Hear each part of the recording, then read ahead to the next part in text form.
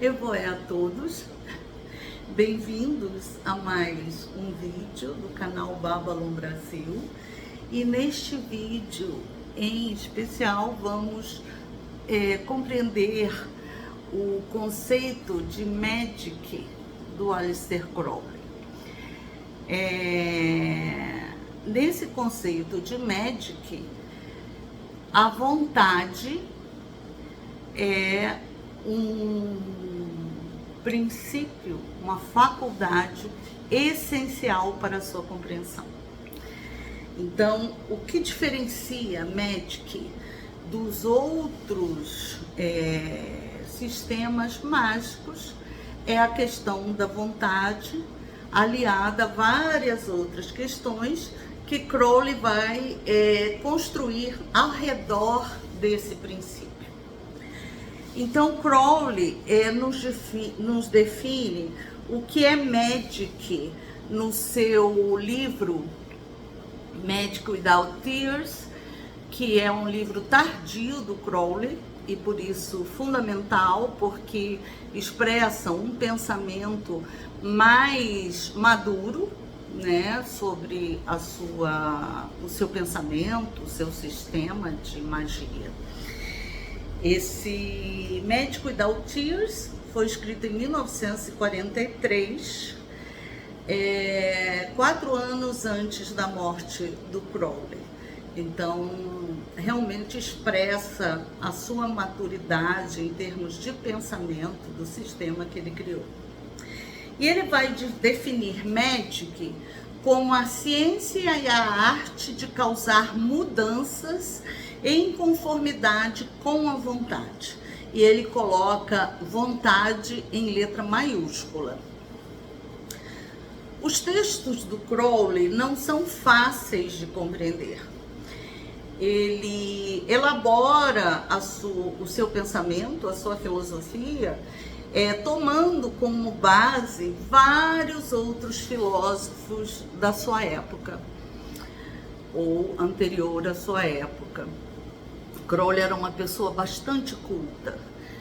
Além disso, ele vai falar sobre vontade em diversos aspectos. Então, nem sempre, quando ele menciona vontade nos textos dele, ele está falando sobre a mesma vontade. Ele geralmente expressa a verdadeira vontade com V maiúsculo, desculpem, e a vontade imanente da alma com V minúsculo. Agora, essa vontade imanente, nos escritos do Crowley, vai surgir sob seus diversos aspectos. E mesmo a vontade transcendente, que seria a verdadeira vontade, surgem diversos aspectos dela no decorrer dos escritos do Crowley. Então, ele realmente é um autor com pensamento maravilhoso, extremamente inteligente. Crowley tinha uma mente brilhante, mas ele precisava expressar as coisas de um modo que as pessoas conseguissem entender, mas de um modo profundo e complexo, porque seu pensamento não era simples.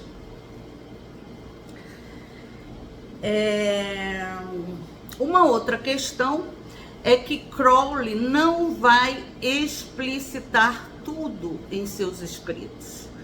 Não está tudo escrito. Muita coisa está nas entrelinhas. Então, quem lê Crowley, precisa buscar esses aspectos nas entrelinhas de seus escritos. Então, é um autor realmente bastante profundo, um pensamento brilhante, magnífico, mas que você precisa ter atenção no que você está lendo para você poder entender o que ele quer expressar. Uma das frases que é atribuída a Platão e que eu acho fundamental para que que tem muita relação com essa questão de Telema é: tente mover o mundo. O primeiro passo será mover a si mesmo. Então, Telema, no seu aspecto mais profundo, vai exatamente falar sobre isso, né? É mover a si mesmo para mover o mundo. E esse é um aspecto belíssimo de sua filosofia. De todos os filósofos, e ele trabalha muito a filosofia em seus escritos, ele escolhe Platão como um direcionamento principal. Então a gente vai ver nos escritos do Crowley o Platão grego, do período clássico da Grécia, e nós vamos ver o Platão de Santo Agostinho. Santo Agostinho é um pensador cristão importantíssimo. E Crowley bebe muito dessa fonte. Santo Agostinho é belíssimo. E Crowley, então, para constituir seu sistema mágico, ele vai beber do Platão de Santo Agostinho.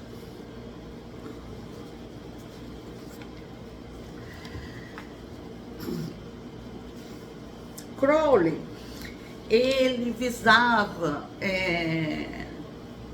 entre outras coisas, a buscar uma nova face do cristianismo para um tempo contemporâneo. Ele acreditava que a consciência do homem mudava com os tempos e que os parâmetros da espiritualidade precisavam acompanhar essa mudança. E ele não está errado, eu também concordo com ele. Então, ele vai constituir Telema também como um sistema ético para os novos tempos, que ele considerava, ele chamava do novo Éon, o Éon do filho, né? Havia existido o Éon da mãe, que é Ísis, o Éon do pai, que é Osíris, e agora o novo Éon seria o Éon de Horus, o filho. Em termos cristãos, dentro da filosofia cristã, nós poderíamos dizer que o novo Éon, então, seria o Éon do Espírito Santo, que é uma figura magnífica, belíssima do cristianismo. Crowley, ele vai colocar o homem no centro do universo, no centro de tudo. Para ele, a chave de todo o universo está centrado na figura humana.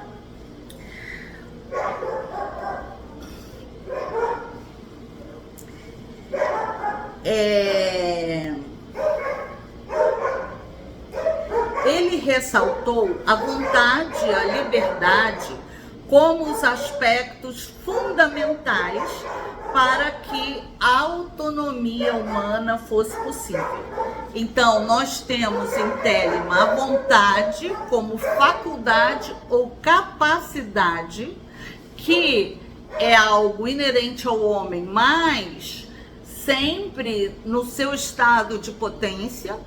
Então, precisamos reforçar essa faculdade, essa capacidade da vontade. Coloca a liberdade como ato ou ação consequente da vontade. E a autonomia como a integração da faculdade e da ação. Então, nós temos vontade mais ação, que é igual à autonomia, que é igual ao homem livre. Se eu tivesse que sintetizar Telema, eu usaria essa expressão, né, essa equação.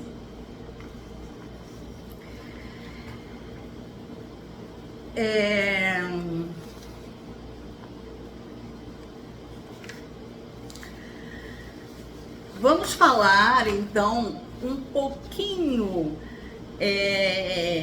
sobre a questão de Platão em conjunção com Crowley. Eu esclareço que eu não sou formada em filosofia, não sou professora de filosofia, mas eu estudo bastante a filosofia e uso retalhos da filosofia para desenvolver os meus estudos sobre os escritos do Crowley. O meu campo de estudo é o campo espiritual e seus fenômenos. Dentro do campo espiritual e seus fenômenos, que inclui a magia, a bruxaria, e dentro desse campo, estudar, os estudos que faço sobre Telemann são o principal foco. Então, eu vou trazer alguns recortes da filosofia de Platão para que a gente possa, então, entender melhor Telemann. Para Platão, a alma era tripartite. Era dividida em alma racional, alma irascível e a alma desejante. Para Platão, era necessário que essas três almas, esses três níveis de alma, estivessem em equilíbrio. E que o nível racional, que era para ele o nível mais elevado, estivesse no direcionamento das outras partes. Platão vai conceituar a justiça do seguinte modo: colocar cada coisa no seu devido lugar em função de aptidões naturais e justo treinamento. E nós vamos ver que esse conceito de justiça de Platão, que é maravilhoso, ele está nos fundamentos de toda a prática de Magic.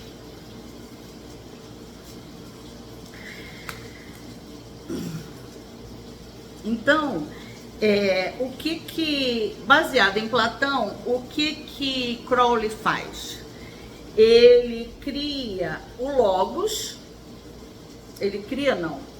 já havia sido criado pelos filósofos, mas ele pega esse conceito de Logos como princípio organizador do universo e o coloca como direcionador, orientador do destino do indivíduo.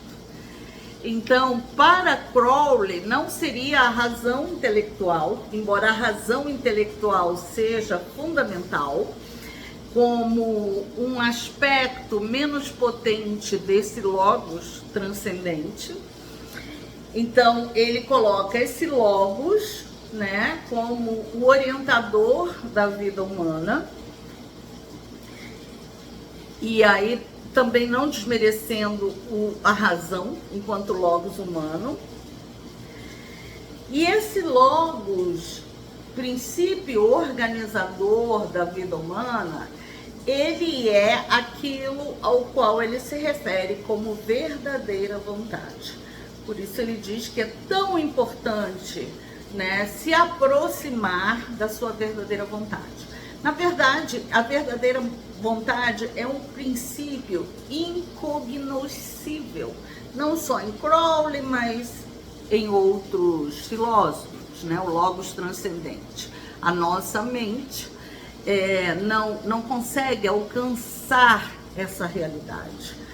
E o que nós podemos fazer aproximar a nossa vontade humana, alinhar com essa vontade transcendente e aí observar os fenômenos práticos e objetivos que surgem a partir desse alinhamento, dessa aproximação.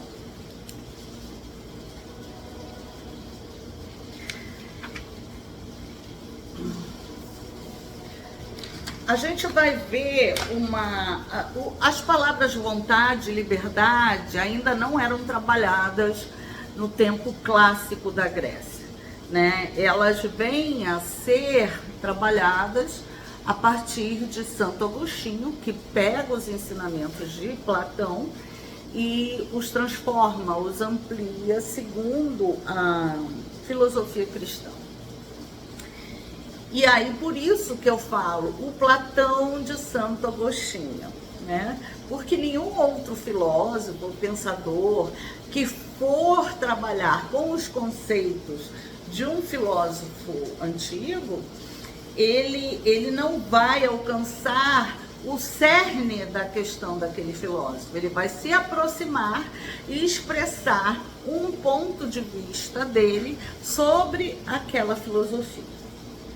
Então, nós vemos que em Platão ele não fala em destruir nenhum dos níveis da alma, né? Para ele, todos os níveis da alma eram importantíssimos. Então, ele vai falar em equilibrar os níveis da alma, né? Colocá-los sob a égide da razão, né? Para que você possa alcançar a felicidade através da harmonia.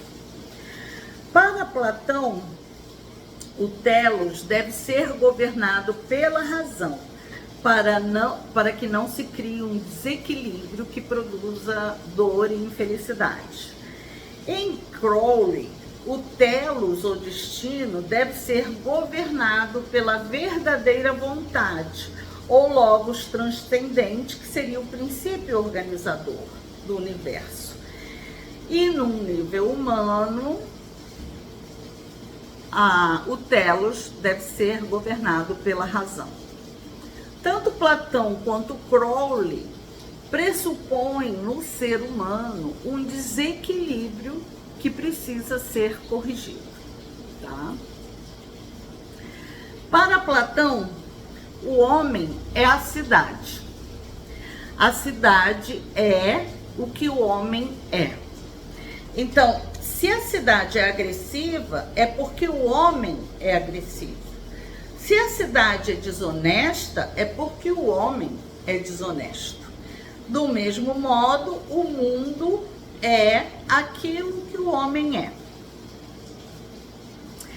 Então, o que vai fazer Platão? Ele vai focar na educação, na pedagogia e para o equilíbrio do homem. Ele diz educar para equilibrar o homem e para equilibrar a cidade. Da mesma forma, Crowley foca no equilíbrio do ser humano para equilibrar o mundo.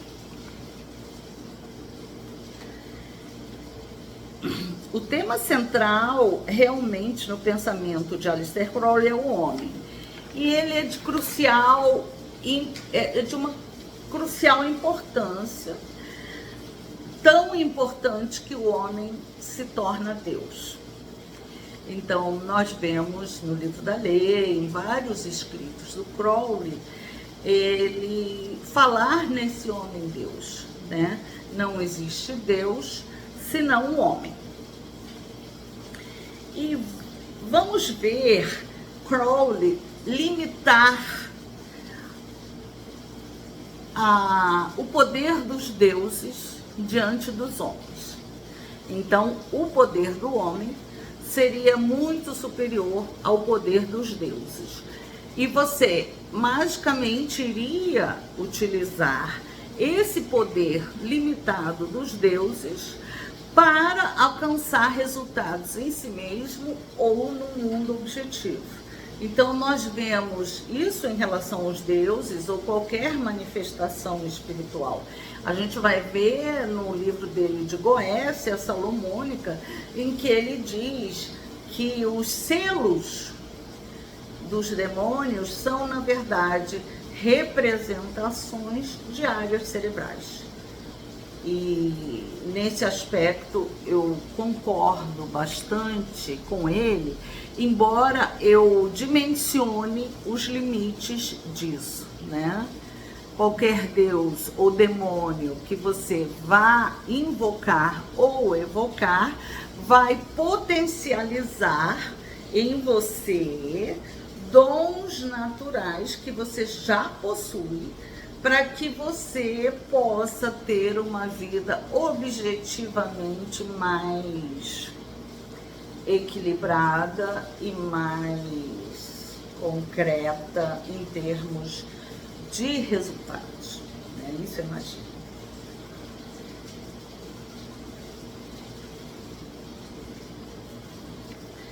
Bom, essa afirmação do Crowley, do homem como Deus, mostra que o pensamento dele se pretende extremamente racionalista, iluminista. E ele vai lançar mão da teoria psicológica de Carl Jung para colocar os deuses como arquétipos, como modelos do comportamento humano e como aspectos da psique humana. Então, por isso, ele conceitua os deuses como um poder limitado, porque eles não teriam uma existência separada do homem. Eles seriam aspectos psíquicos do homem e a serem desenvolvidos.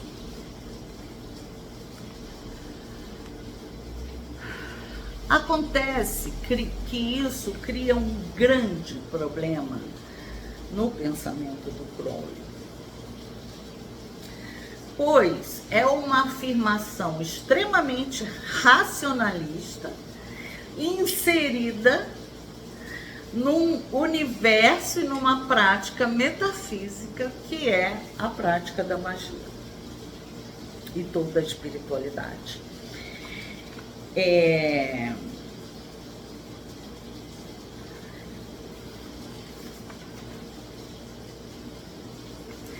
Então, na sua trajetória mágica, Crowley vai se deparar com fenômenos objetivos, concretos, que ele não consegue explicar através da razão, e ele não consegue dar conta de alguns desses conceitos. E ele é bastante sincero e bastante franco em relação a isso, o que é muito legal. Um dos grandes problemas que Crowley enfrentou no seu racionalismo foi o Sagrado Anjo Guardião, que vocês vão ver que ao longo de seus escritos e ao longo de suas biografias é um grande ponto de interrogação para Crowley e seu pensamento, porque ele jamais conseguiu definir se o Sagrado Anjo Guardião era realmente um aspecto psíquico dele ou se era um aspecto independente dele.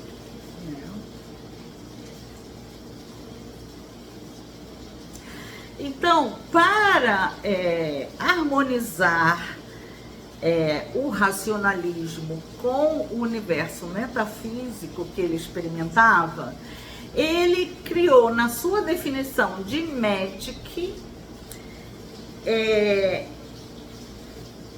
o seguinte: Magic é ciência e arte. A ciência com o aspecto racionalista de sua filosofia e a arte como o seu aspecto metafísico, inexplicável, né?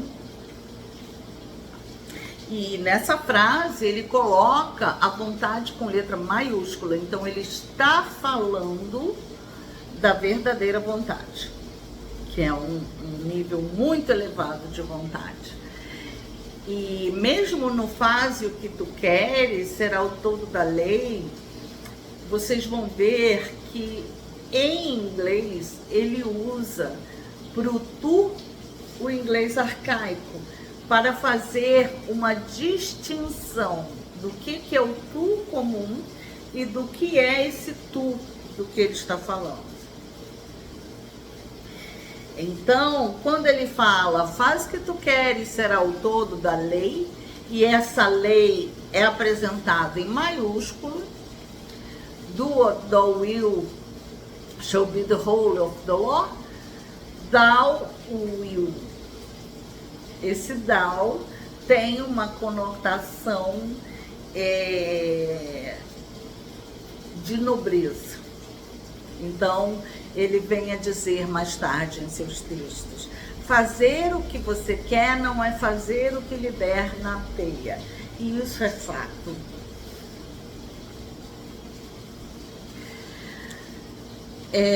Platão também vai, assim como Crowley, se deparar com a impossibilidade de explicar o homem e o mundo apenas sob o viés racional.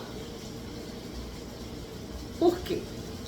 Platão dizia o seguinte: se eu reconheço algo, ou o mundo, ou o homem como imperfeito, é porque eu trago em mim uma memória transcendente que conhece o que é perfeito. Então, a partir dessa questão, Platão adentra na metafísica e vai criar o seu mundo das ideias, que é o mundo perfeito, né? Então, nós teríamos as ideias e as essências das representações no mundo, lá no mundo das ideias, em estado de perfeição. E quando elas se manifestam no mundo, elas adquiririam a questão da imperfeição, no mundo imanente. Então, o mundo das ideias de Platão é um mundo transcendente, e o mundo das ideias intelectuais e da razão seria o mundo imanente. Nós vamos ver que essa memória transcendente de que Platão nos fala em seus escritos e que fundamenta a criação do seu mundo das ideias, tem muito a ver com a questão do corpo de luz, que Crowley vai valorizar muito em seu sistema. Então, o Crowley vai valorizar muito essa memória que se manifesta no imanente, mas que vem de um mundo transcendente.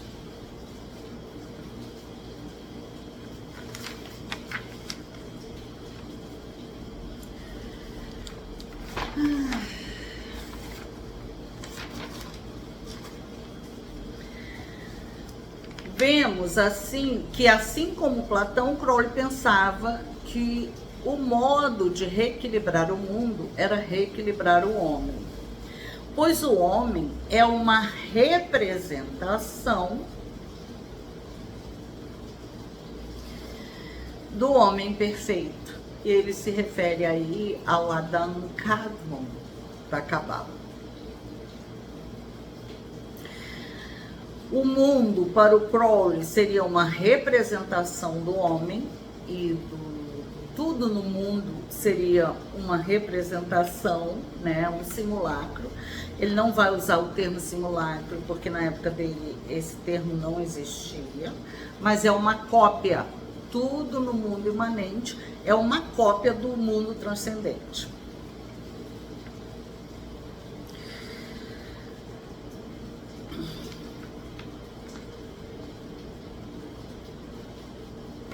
Crowley pensava e se preocupava bastante com o reequilíbrio do mundo a partir do ser humano.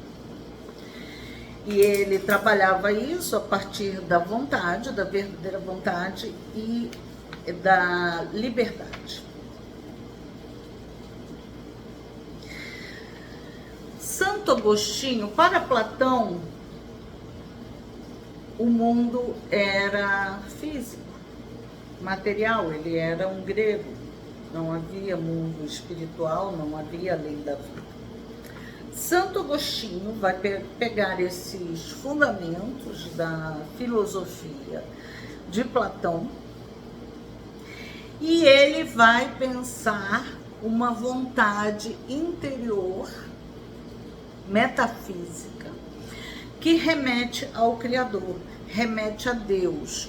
E essa vontade estaria dentro de todos os homens e mulheres do mundo. Então, é daí que Crowley vai tirar o homem como Deus.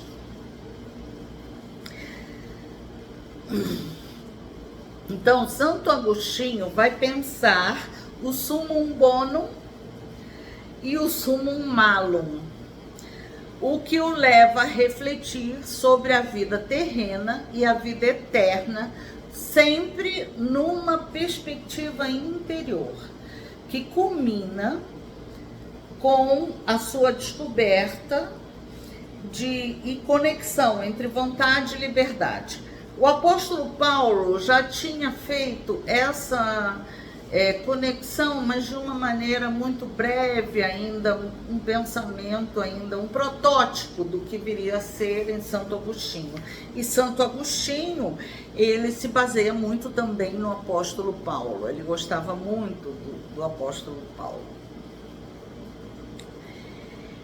Então, Santo Agostinho é aquele que vai transformar os fundamentos da filosofia de Platão, vai retirá-los do materialismo e vai entrar com eles no mundo metafísico. Então, Santo Agostinho, ele vai refletir sobre o propósito do homem, seu fito espiritual, qual é o sentido espiritual da vida do homem.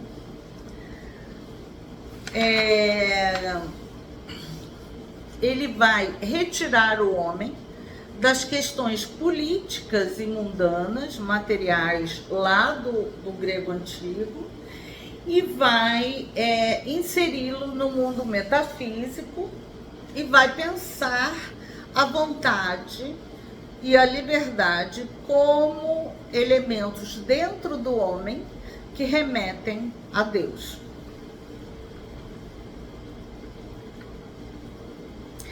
Santo Agostinho vai pensar não em uma vontade apenas, ele vai pensar em duas vontades. Uma carnal, que seria a vontade imanente, e outra espiritual, que seria a vontade transcendente, metafísica. E em seus escritos, essa parte é muito bela, porque ele vai discursar e descrever a luta interior dessas duas vontades, a imanente e a transcendente. E como ele descreve isso em sua própria experiência e descreve como essa luta dilacerou sua alma, como o fez sofrer. Então, Crowley, baseado em Santo Agostinho, ele também vai criar a vontade imanente, que seria a vontade humana, e a vontade divina, ou transcendente, que seria a verdadeira vontade, o Logos. Para Crowley, a liberdade surge quando essas duas vontades, imanente e transcendente, elas se alinham e passam a constituir na vida do indivíduo uma mesma ação. Então, a vontade verdadeira emana e a vontade imanente realiza. E aí a vontade verdadeira vai trazer tudo o que esse ser humano necessita. Então, isso para Crowley, esse alinhamento é o que constitui um ser humano autoconsciente, autônomo, livre, capaz de transformar o mundo, de trazer o novo éon para a nossa realidade.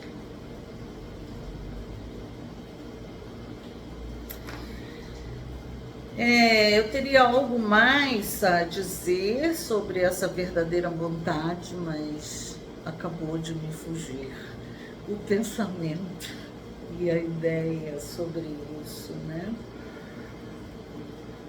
Então, acho que vamos encerrar aqui nosso vídeo. E oba! Conseguimos 34 minutos de vídeo. Estou muito empenhada em encurtar os vídeos para não aborrecer vocês.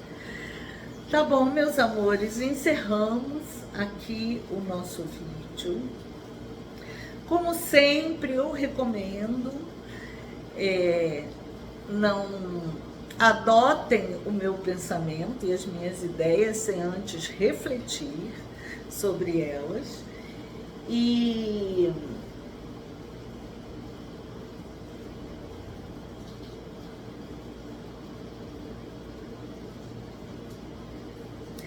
procurem o autoconhecimento, né, dentro de vocês mesmos.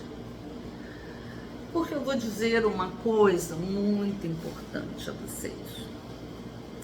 Cada um de vocês é o elemento mais precioso das suas próprias vidas. Não existe nada na sua vida mais importante do que você. Sem você, a sua vida não se manifesta. É você que traz a existência, né? A realização, a manifestação desse indivíduo que você representa. Então, sem você, sua vida não existe, você se apaga na memória do tempo. Então, pensem sobre isso e sobre a necessidade realmente de autoconhecimento, tendo como função principal o seu reequilíbrio, a sua harmonia. Porque sem esse reequilíbrio, essa harmonia, não é possível encontrar a felicidade. Tá bom, meus amores? Evoé a todos, que todos tenham aí uma vida equilibrada e harmônica e sejam felizes. Evoé.